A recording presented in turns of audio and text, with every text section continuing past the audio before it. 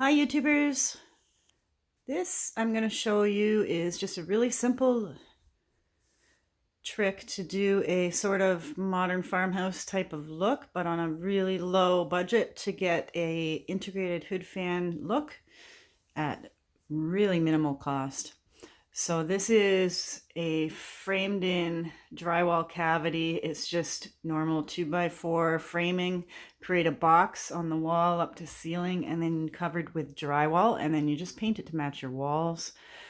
These pieces here were salvaged from the original renovation, and they are probably about 50 years old, and it was two lengths of wood about 3/4 inch thick, and I've just cut them with a little handsaw to create this sort of mortise and tenon joint at the front corner, and the pieces were sized to go right to the back of the wall.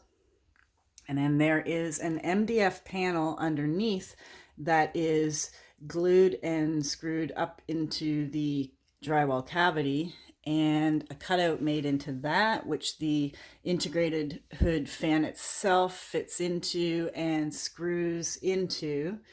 And this fan is actually relatively very cheap, but it actually has a pretty good blower on it, and it was only a few $100s from Richelieu. And eventually this panel will be painted out with the wall color as well, and the little corners will be touched up with a matching stain to what I've already stained this wood to be, which used to be this sort of coloring.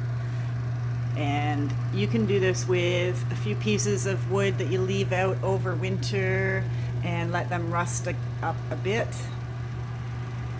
And that is the general look of this sort of little modern farmhouse kind of style. And it's pretty cool and really inexpensive to do.